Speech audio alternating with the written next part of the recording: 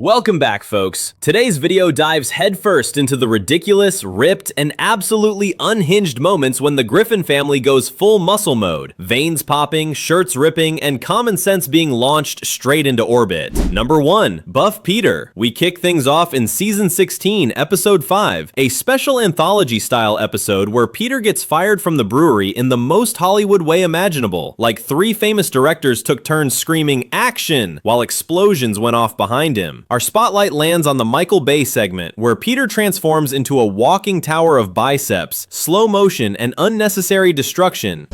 This already doesn't make sense.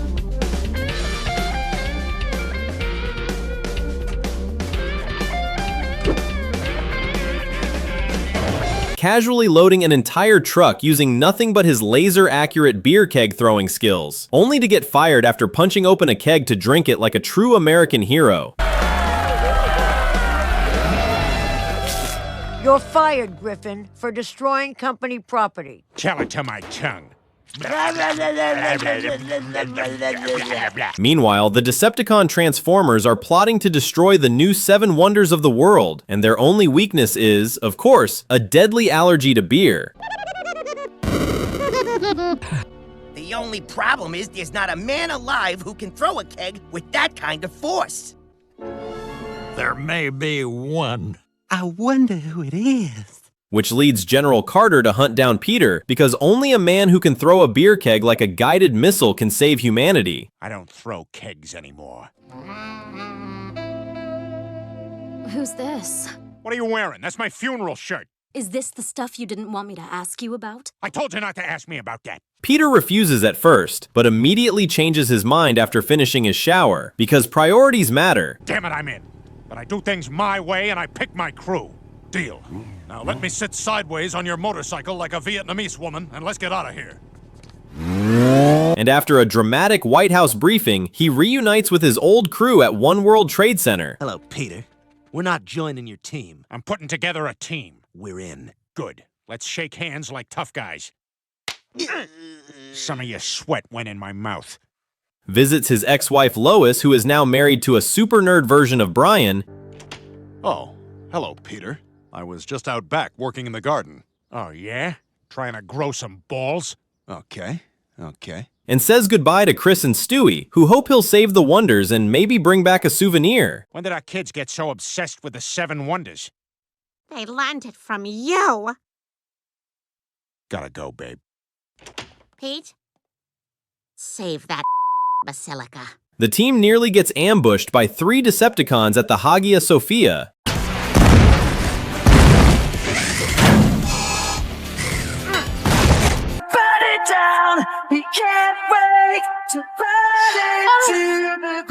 But after a rapid-fire montage of gunshots, explosions, and slow motion that lasts way longer than it needs to, they take down 2 of them, leaving Peter to face the final massive leader.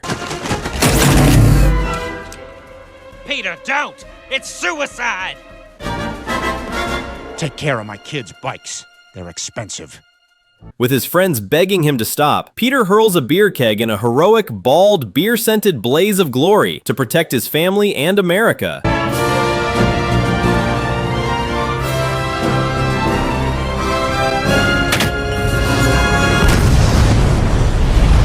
And at his memorial, a statue is unveiled in his honor, only for Peter to suddenly show up alive, stitched back together by his buddies like a cartoon Frankenstein. You're alive, but how? You were blown into a million pieces. Luckily, I know a couple of pretty good welders. And in true Family Guy fashion, the emotional moment immediately cuts to Buff Peter sneaking behind a gravestone to hook up with Lois. Is everything all right? Yeah, no, I think I'm just tired from all the flying back and forth. Maybe we just talk here for a little bit, and then you can tell everyone that I functioned as I should. Yeah, okay. Casually asking which part of the episode she liked best, only for her to admit she didn't like the episode at all. So which director thing was your favorite? Mine was this one. Honestly, I didn't care for the episode. absolutely destroying him harder than any Decepticon ever could. We then rewind to Season 4, Episode 14, when Peter's ultra-Catholic stepfather Francis storms into Quahog and demands Stewie be baptized. Dad, what are you doing? There's no cross in here. Every kitchen needs a crucifix. Dragging everyone to St. Philip's Church, where the priest refuses because the holy water is contaminated.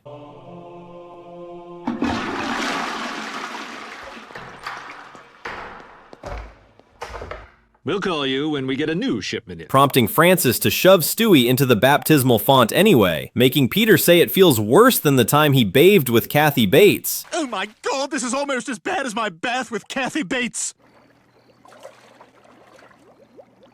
Yeah, I think I'm gonna get out. Stewie immediately gets sick, dizzy, and passes out. Don't take me to a black doctor. Mr. and Mrs. Griffin. And at the hospital, the doctor confirms it's all thanks to infected holy water. Oh no, you're gonna take his face off? Like in Face Off? Well, it looks like the operation was a success. Do you know what the best part of this is? Try licking yourself. You bastard. Leaving Lois furious at Peter for secretly taking Stewie to be baptized, while Peter shrugs it off like, could have been worse. Come on, honey, this is no worse than when I rented out your uterus to those inner-city immigrants.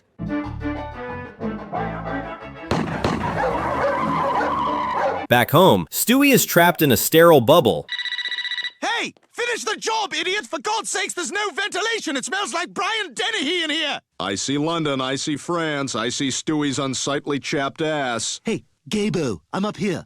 Up here. Mocked by Chris for looking like a rabbit. Tonight on a Laugh Out Loud Night Court, love is in the air when Judge Harry's old high school flame comes to town. Then a child's death could mean the case of Arnie Becker's life on an all-new L.A. Law. That's Night Court at 8. L.A. Law at 9. And tortured by Brian changing the TV to shows Stewie hates just for fun. Time for The View. No, not again!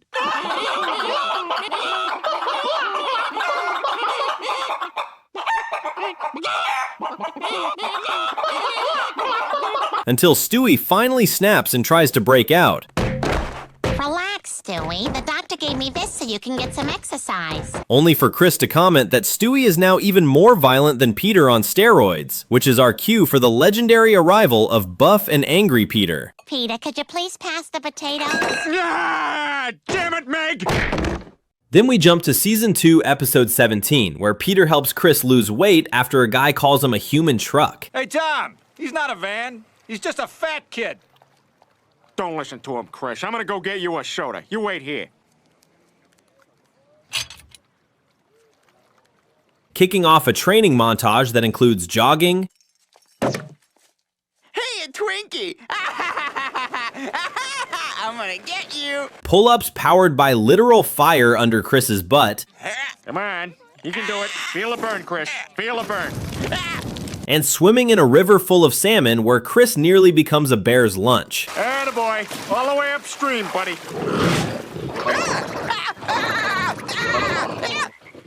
Okay, just relax.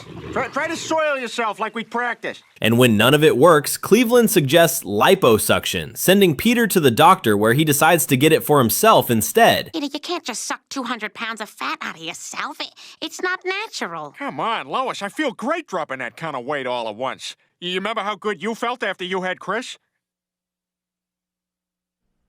Emerging skinny, confident, and immediately celebrating by riding Brian like a horse through the house. Come on! Ow, Yeah! ow, oh, come on, Yeah! come on.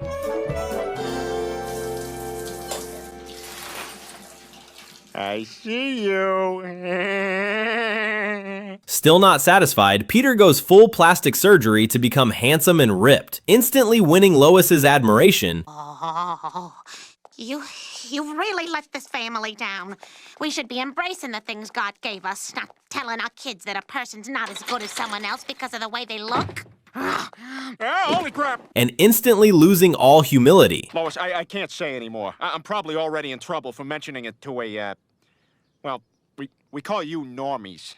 Okay, bye.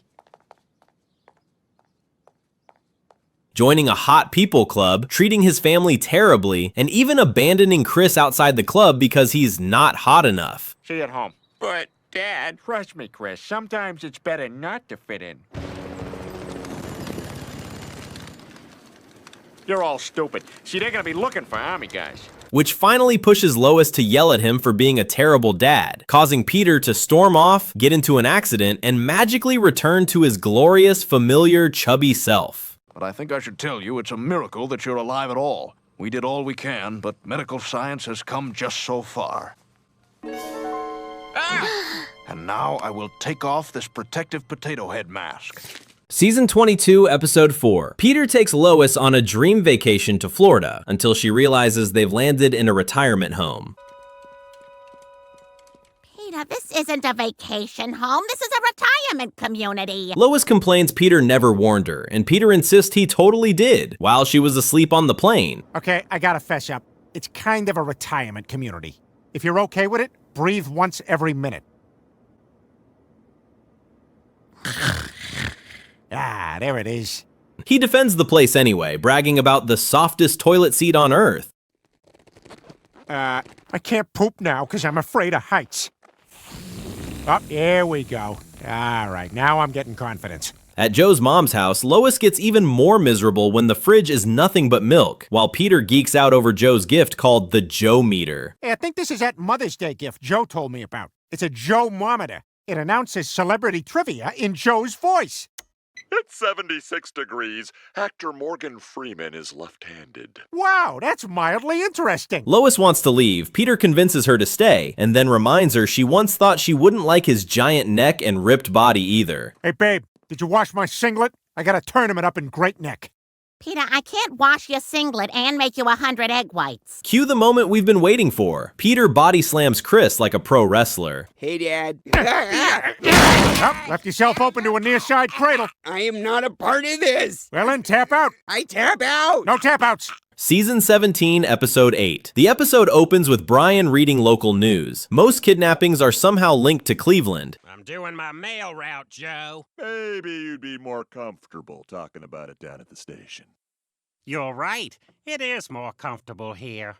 The police station. Come for the racial profiling, stay for the comfort. And Joe's the hero who solves them. Stewie is shocked to see Brian's photo in the paper, next to a random old lady. I've got nothing to be defensive about. Her husband passed away. She appreciates my friendship. I'm providing companionship. Dogs are known for that. I don't like it. Lois orders Peter to mow the lawn, but he can't because a group of unique people outside are literally eating grass and singing. And everything here is so near, you can feel it. Woo! Woo! I can dig it, he can dig it, she can dig it, we can dig it, they can dig it, you can dig it. Oh, let's dig it. Cleveland runs out to join them, then wakes up. It was all a dream. You okay in there? Cleveland! What? Yeah, I'm fine. That was a good toilet dream about my neighbor and his lawn. Lois doesn't care who's grazing out there and demands Peter mow now. Peter says he'll do it tomorrow after his weekend job as a zoo worker with insanely muscular legs. I am qualified to be a zookeeper. This is my friend Frederick, and I'm sure you're all wondering how much I can squat. For that answer, you'll have to go to my Instagram, yourthynus99. Now, I'd like to open up the floor for questions. Yes, what food does the bird... Not about the bird. So strong he can casually leap over fences like it's nothing. Now, who wants to see me jump over this fence from a standing start? Let me scooch these shorts up a little higher. Look out, elephants!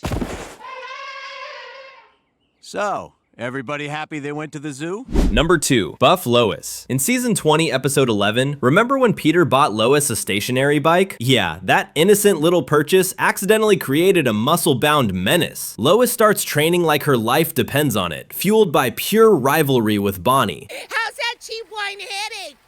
Go rolling, dirt, you pig. Your hair dye stinks. Tell your daughter to stop watching me change. Peter, go cut her power. Hey. And in no time, she transforms into a walking wall of confidence and biceps. Stewie falls in love at first flex. Whoa, did we get that European exchange student I saw on TikTok? Hey, little man. Lois? But you're hot. And Lois proves she's not just strong, she's Chris-steaming strong, casually overpowering him like he's a throw pillow. You look like Madonna. You want to say that again? Who do I look like? The mom from Modern Family. That's right. Julie Bowen. That's the appropriate answer. Lois encourages Peter to use the bike to lose weight, but his body and that seat are clearly not on speaking terms. Ow, ow, ow, ow, ow, ow!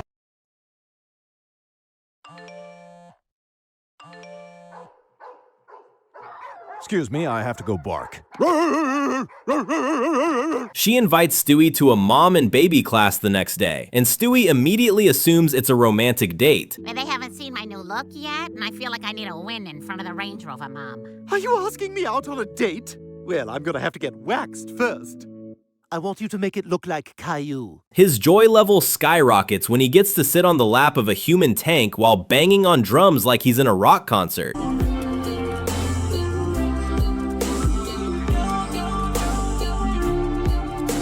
Now let me do you.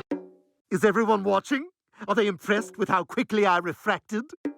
Stewie runs home to Brian, bragging about his amazing date and how gallant Lois was. And she took a little extra time fishing around for that bottom safety belt. You know what that means. Please stop. Admitting the only downside is that she already has kids. But hey, he's still into it. Someone did. I'm here now. What is it? Oh, no, I was using that to punctuate my sentences. Don't do that. I walked very far thinking I'd get a carrot. Very far. There's no carrots, guys. That night, when Lois tries to put him to bed alone, Stewie cries so dramatically that he successfully negotiates his way into sleeping with her. Okay, I'll tell you what. You can sleep with Mommy in the big bed tonight, okay? The big bed? Well, Rupert, don't wait up, because I'm gonna be... The next morning, he proudly tells Brian nothing happened yet, but tonight he's planning something special. Chris was FaceTiming with a foot in there. I'm gonna just call it a day, go to sleep. Dogs can just do that.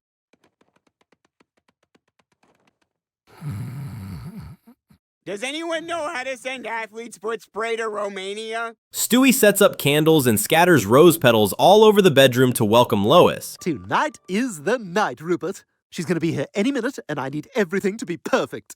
You finally get to watch, you little freak. Only for his romantic dreams to be crushed when she shows up back in her normal body. Mood instantly destroyed. Wait, where's that rippling hot bod? Feels good to have my old body back. I used that Peloton for 3 days. They said that was a world record. And I am out of here. We jump to Season 5, Episode 10, Meg's 17th birthday.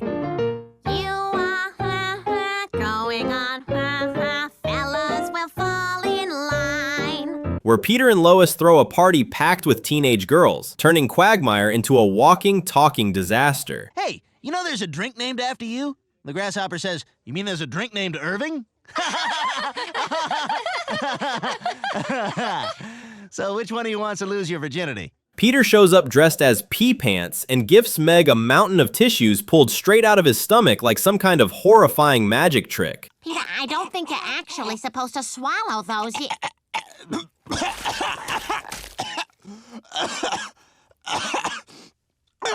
Here you go, Meg. I don't want them. Take them. Stewie opens Meg's presents and declares them all his. Stewie, what are you doing? You can't open Meg's gifts. Hey, these are mine. You hear me? Mine! Oh, God, not the mine phase. Oh, I've been dreading this day. Claiming he earned that right after being scammed by an Asian Santa at the mall. What you want? What you want for Christmas? I was thinking maybe one of those old-timey... Too late. Take too long. Sad Christmas.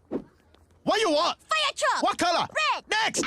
Chris and Herbert perform a heartfelt duet for Meg, and Peter escalates the chaos by riding a unicycle down the stairs, crashing and accidentally flattening Francis. You guys, away. Grandpa! Oh my God! Is he breathing? Somebody call an ambulance. Lois, maybe you better call 2 ambulances. At the hospital, doctors try to save him, but the injuries are too severe. Peter immediately suggests burying him in a pet cemetery. There's got to be something I can do. Maybe I'll bury him in the pet cemetery. Okay, I'll bury him in a regular cemetery. Back home, Peter decides alcohol caused all this, so he quits drinking and somehow switches to something even worse. Peter, what are you doing? Crack? What the Hey, at least I'm not drinking, Brian. Spiraling into full chaos mode and terrifying Brian. Hey, Peter, just thought I'd check on you. Oh, my God! government came and took my baby. During all the madness, Stewie snoops through his parents' bedroom. Hot Monogamy, the board game for failing marriages. Dare card. Have her do a striptease and see how long it takes you to get a boner.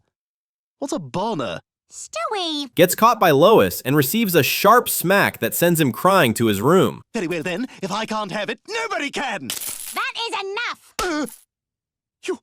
You struck me! Oh my god. From that moment on, Stewie is traumatized, claiming he hasn't been this scared since Mother Teresa went crazy in his car. She is messed up, man! Shut up! Just shut up! Let me think! Push her out. We can't leave her alone! Push the bitch out! He even starts having nightmares about buff Lois beating him mercilessly. Mother, I'm sorry I went against your wishes. I'm sorry I misbehaved, Mother! I'm sorry I misbehaved! And no matter how sorry he feels, Muscle Lois just keeps coming in his dreams. I love you, Mommy dearest!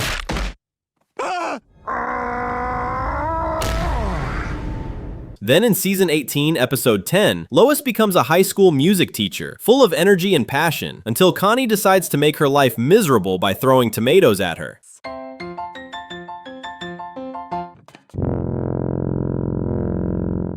The end. You suck! It's the third incident of the year, so the principal expels Connie. Danny McBride next. Mr. McBride, do you know why you're here? Yeah, maybe because I'm awesome and you're a gay homosexual and also the word jet ski a lot. Yeah, you know why you're here. And Connie declares full-on war. She takes to Facebook to trash Lois. Wow, your profile pic is now just the word veterans with a circle and a line through it. I mean, that's the way I feel about ghosts, but veterans? And Stewie compares her attitude to that mean kid at the candy store. Hey, little boy, can I help you? Yes, I wish to buy business and turn into a car wash. The next day, Connie spreads a rumor about Lois, forcing her into an awkward, totally unwanted date situation. So, I got my blacksmith certification. I can make axes now. Ah. You in the market for an axe? I'll keep this on the DL Hughley, but your next date should be with Christ. And then escalates things by buying out Lois's favorite brand of tissues at the supermarket. Hey, Lois, do we need any jeans milk at home? Oh, hey, Connie. Nice shopping outfit. Come on, Connie. It's the only brand I use. I need it to pat down bacon and let Meg suck the wad. Too bad, bitch. Lois finally snaps and publicly threatens her. You better watch your step. Ah, darn it. I couldn't open my camera in time. Oh, you can just text me yours. I'm not texting you. I don't know you. That night, Connie is reported dead in a car accident, and Joe arrests Lois based on a video of her making the threat. You're under arrest for her murder. What? Guys, my mom was arrested for Connie's murder. No quiz! Peter completely panics. So long, this is us. Last one, maybe. So long, see in my dining room. You got a stronger one to end on? So long, bitchy 2 a.m. blanket pulls. Ah, there we go. Peter. Brian launches a wild investigation, and the two of them go around town doing increasingly ridiculous things until the truth comes out. Unless... which can only mean... twins? Guess again. Connie faked her own death as a prank. She stuffed a pig into a blonde wig and jammed it into a car wheel. Yes? Excuse me, folks. Do you have a daughter named Peppa? Yes. You're gonna want to sit down. After a short stint behind bars, Lois comes back, even more buff than before. Now she completely runs the house, dominates every situation. I do, and I don't. You know, it was nice being held up against a wall, but when you made me suck the hairdryer, I enjoyed it. I did, but I don't want to do that specific thing again. And Peter is absolutely terrified, following her orders like a scared little sidekick in his own marriage. Just gotta make sure the kids don't come in. Now no one can get in and no one can get out. Hands on the headboard, Chief. Yes, ma'am. Number 3, Buff Chris and Buff Brian. In Season 18, Episode 4, we dive into a wild Disney-style reimagining called The Q, where Chris and Brian show up with ridiculous, over-the-top muscles in what feels like a gritty, supernatural teen drama that takes itself way too seriously. Hey, Ruth. Good gender-fluid shower? Great gender-fluid shower. Dad, what are you doing here? Putting my gender fluid in the shower. Also, I'm the town sheriff, but you don't find that out till later because it's not relevant to the story. After a sports session, Chris and his friends head to the showers to relax when Patty comes running in with tragic news. Meg is dead. Wait, where are you going? I'm gonna go to a club I'm too young to get into and listen to a band that's on a label owned by the same parent company as the network. Hey, who left their gender fluid in the shower? The group gathers at a place called the Meh Club to debate who could have done it, but Chris doesn't seem to care, which annoys Patty so much she storms outside to get some air. While the band plays the song our parent company is aggressively marketing. One of us is Richard Gere's kid.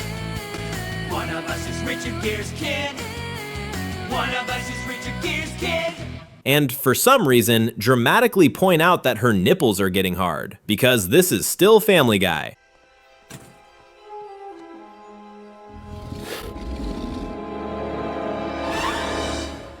Stewie suddenly brings good news. Patty just got accepted into a prestigious college. You guys, check it out. Patty just got into the college for people with bright futures. Oh, cool. Is she still gonna major in Lot to Live for? Yep. I think she's the one kid who's gonna get out of this sexy town. The good vibes last about 5 seconds because a wolf attacks Patty and kills her. Look! He's dead. Boy, she did stiffen up those nips, didn't she? Y'all ready for your lasagnas? We're in the woods. With the monster still nearby, the group activates their powers and transforms into full-on superheroes. Then Quagmire casually shows up and reveals they're actually Marvel side characters. And I'm your neighbor, who you didn't know was also a superhero, Captain Pedantic. Are you here to protect Zach and I? Zach and me, but yeah. While they're processing that, the wolf lunges again, only to get instantly shot by campus cop Peter. The wolf transforms back into Brian.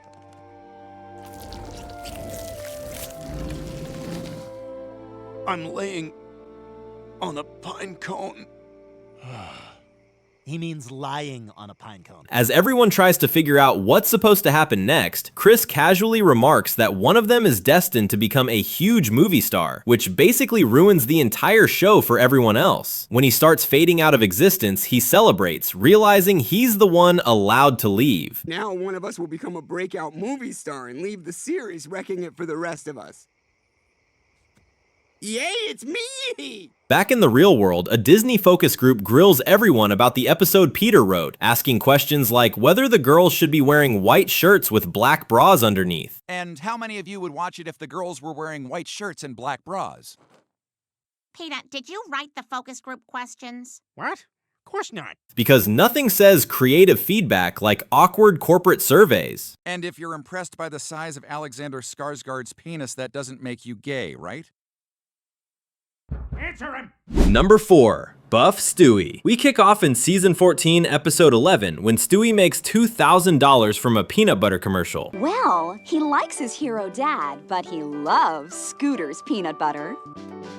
Yum, yum, yum, yum, yum, yum, yum, yum, yum, yum, yum, yum, yum, yum, yum. Scooter's peanut butter. So good, your baby will want to eat it in an airport terminal bathroom. Peter immediately takes a cut to treat the family to a fancy restaurant. What a great way to start the day. What a pan. What a grill. Oh no, I'm at Denny's. Hey, I'm a drug addict and it's midnight. Where's my breakfast? Help! He's only gonna eat the toast and put a cigarette out on me. Brian debates whether it's okay to exploit Stewie, then finds out Stewie already has another audition lined up, so he just shrugs and goes along with it. Are you guys talking about your kids? My daughter is the American Apparel slut baby.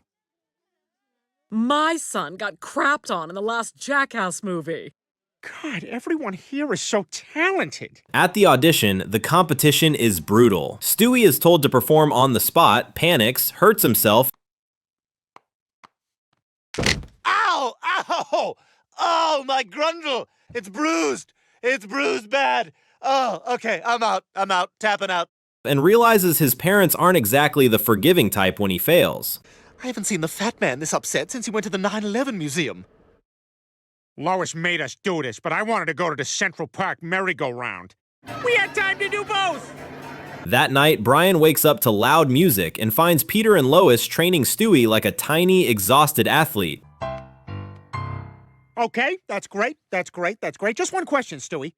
Do you get pleasure out of humiliating your family? Yeah, is there some kind of sick joy in it? Why can't he just be Pierce Brosnan? Pierce Brosnan would have got this. In a heartbeat! Making things even worse by secretly giving him a homemade energy drink that's definitely spiked with something illegal. There he is. There's the magic. Peter, you're giving your baby drugs to improve his acting career? Oh, he's fine with it. Stewie, if you're fine with it, bleed from the nose. I think that's pretty close. At the next audition, Stewie can barely function, so Lois tells Peter to give him even more drugs. I want to say curse words! It works. Stewie lands the commercial and starts making serious money. Drink this juice, then say, mmm, and rub your belly. Yeah, you got it. Yeah, bye, juice! That was amazing. I've got goosebumps. I want him sexually. Brian notices Peter blowing the cash on useless junk like a 3D printer. Why the hell do you need a 3D printer? Print Coyote.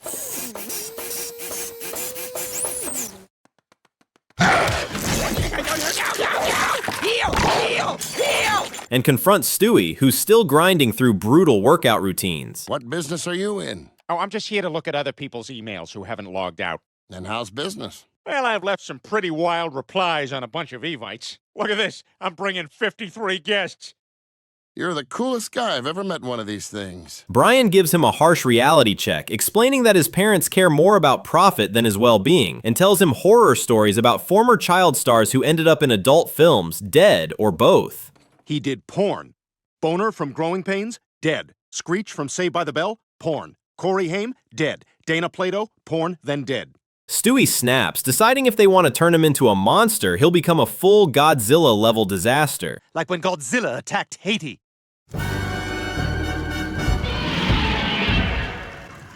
Oh my God.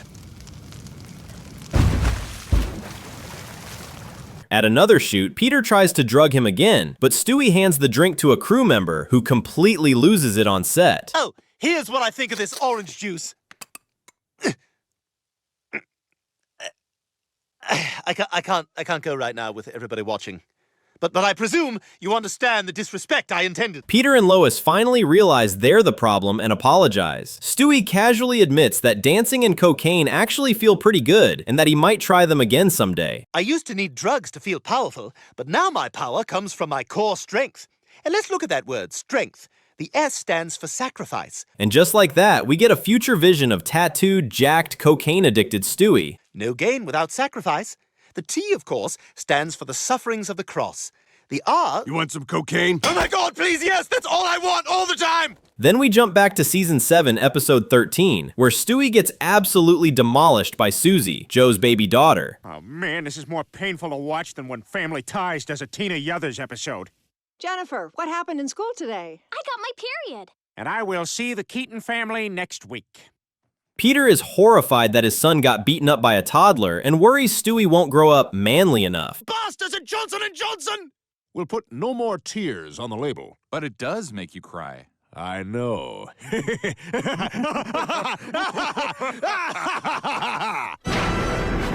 So he forces him to watch Spike TV. Spike TV, full of stuff men like.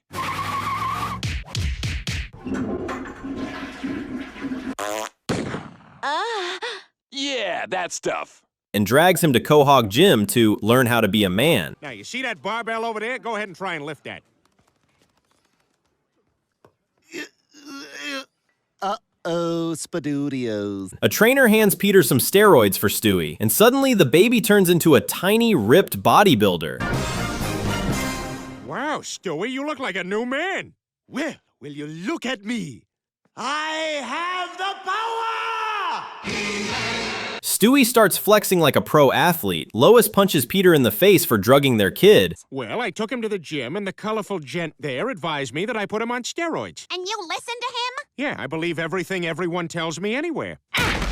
And Stewie proudly tells Brian he's hotter than a romantic conversation with a blind girl. Ugh. I am hotter than phone sex with a blind girl. You sound hot. What are you wearing?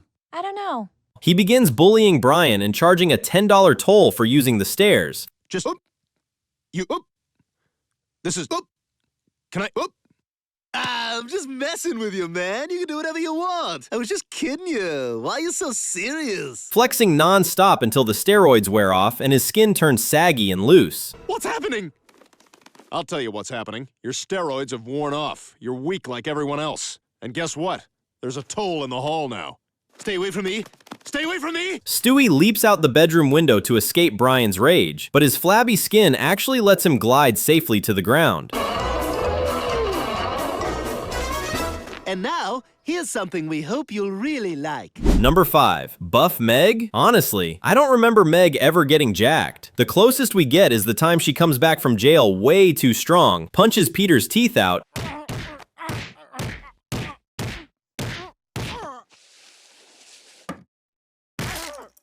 My house now, bitch! and absolutely wipes the floor with every high school bully who ever messed with her. Hey, Meg, are you gonna take those soda cans to the Shaw Skank Redemption Center?